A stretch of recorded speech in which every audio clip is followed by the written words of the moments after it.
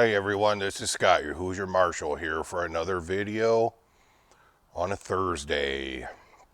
Today, I'm smoking the mixture that I showed you yesterday that I made in my Missouri Meerschaum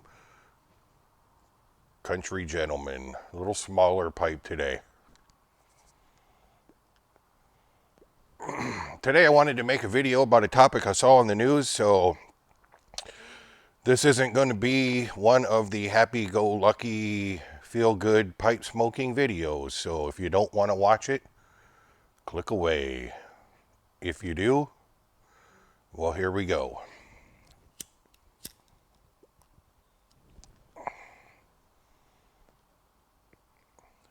I grew up in a house that was ran by a steel worker. My father worked for Timken Steel in Canton, Ohio for 42 years. He was big, union person, United Steelworkers. I can remember when I was little, in the 1970s, the strikes that went on in the union was a pretty powerful thing.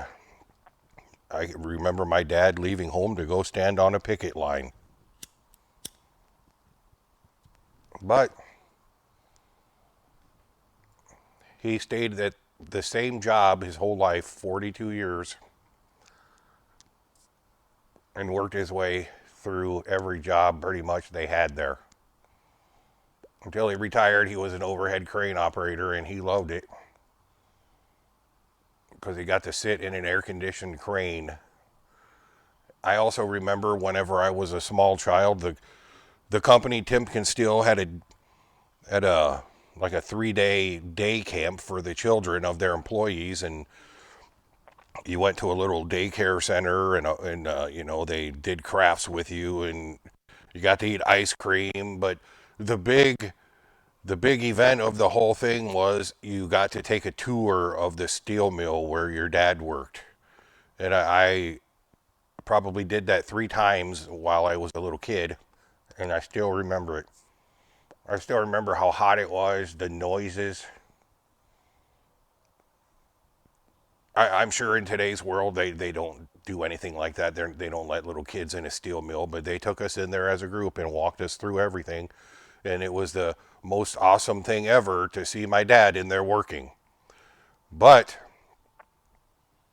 if you follow the news, you see what's going on with U.S. Steel and this Japanese company that wants to buy them out. And I understand that it's pretty much a cash offer.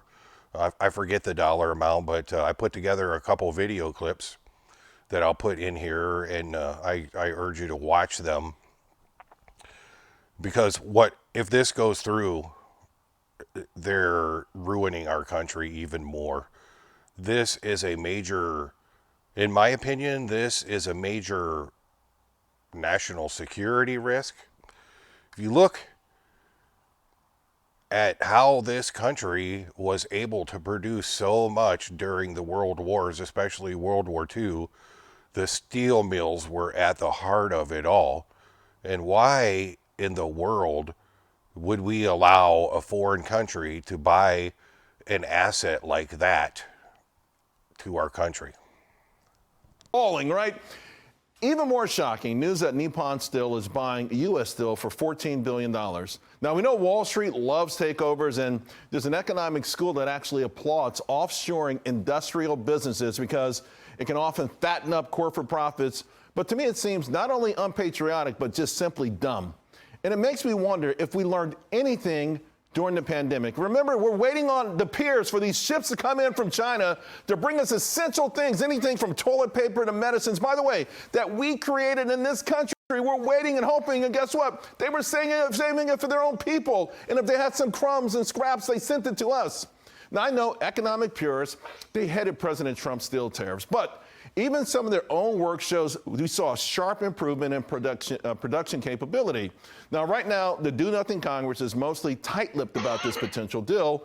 And I know some see the industry as dirty and old school, and they say, hey, good riddance.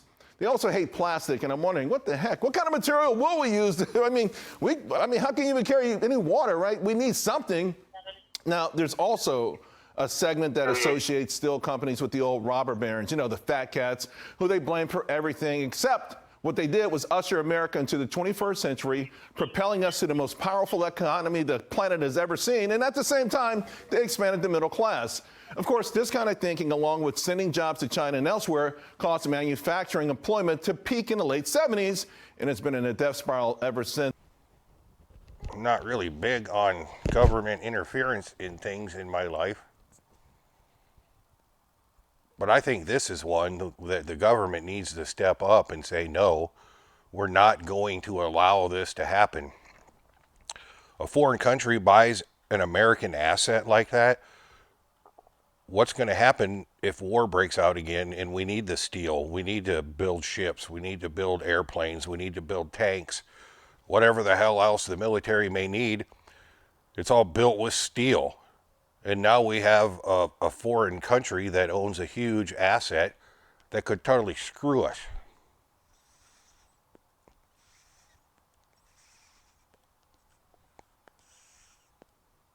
In the one video clip, they talked about one of the huge investment firms that are involved with the company and with the sale.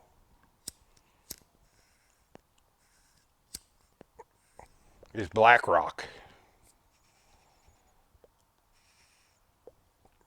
Research BlackRock and see what they're truly about. And now they have their fingers in something like this. You'll be shocked.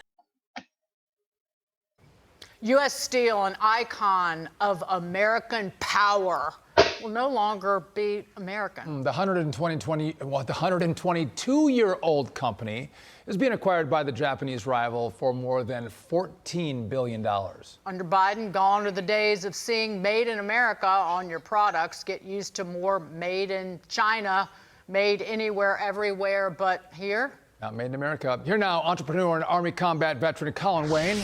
Colin, good to see you. Thanks for joining us on The Bottom Line. So just first off, I want to get your take. Do you think this is a bad idea to let this sale go through? Should U.S. officials, should the U.S. government stop this sale? What's your take?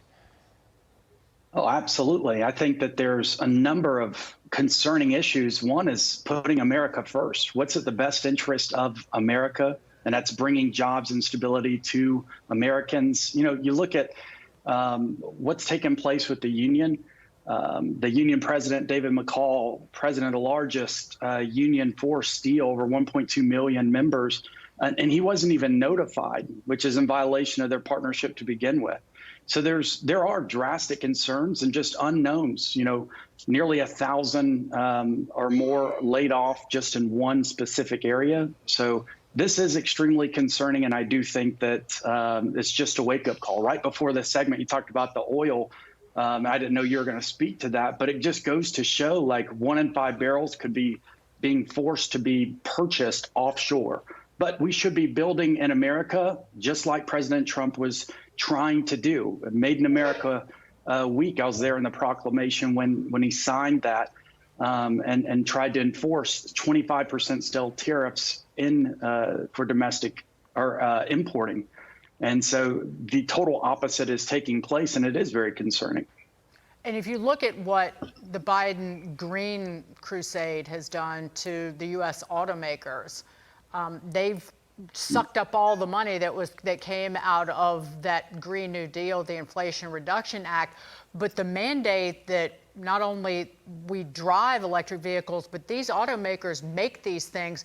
This is leading them and will lead them down the path to another bankruptcy and another bailout by the American taxpayer, Colin. Absolutely. And you look at who is actually backed and funded by this. If you look at just U.S. Steel in particular, the largest shareholders are BlackRock and Vanguard. And so, you know, you really go to question, just back in August, U.S. Steel had numerous offers above market rate where they could have taken it, but instead they hold off so that they can take even more money through someone like this Japanese acquisition. And there's just so many unknowns. And what's taken place so far, I think, is just it's crippling. You know, manufacturing is the backbone of this nation. Coming from the steel industry as a company that I founded, it's alarming.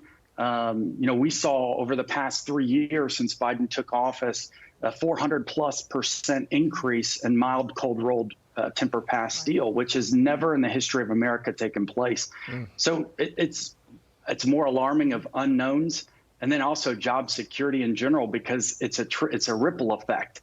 That impact also hits so many other jobs that are relying on this one in particular. I grew up in a little town just south of Canton, Ohio. Canton is where Timken Steel was founded. And then north of there in Akron you had all of the rubber plants, Firestone, Goodyear, all those. It was huge. It was the little town I lived in, I-77 had an exit right there. You could just follow I-77 south, New Philadelphia. They had Great All, which is a huge company that makes, you know, earth moving equipment, excavators, things like that. And just keep traveling I-77, and you come to Canton, where the steel mills are, and like I said, Akron, where the rubber was. Those things are dying. They're dying because we're allowing foreign countries to eat our lunch. Basically, that's the bottom line. We're allowing foreign countries to eat our lunch. You know, here where I live in Indiana, there is a large steel mill. It's called SDI. There's one in southern Indiana near where Smarty Bob lives. They pay their people really well. But American steel has been struggling for years because of foreign steel.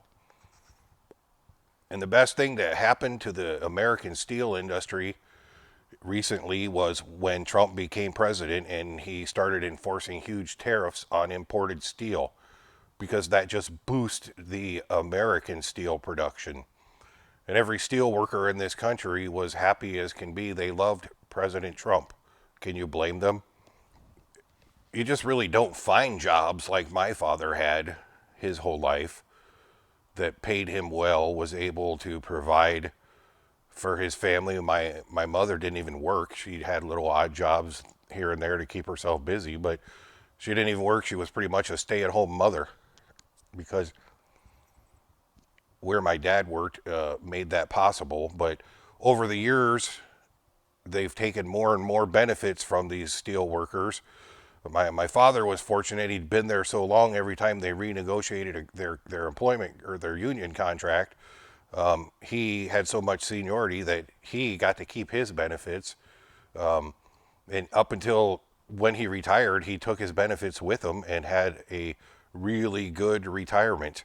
But one thing I know is that if my dad was watching the news today, he'd be pissed and rolling over in his grave. I can hear him screaming now, and he would be 100% right. We cannot allow things like this to happen in this country.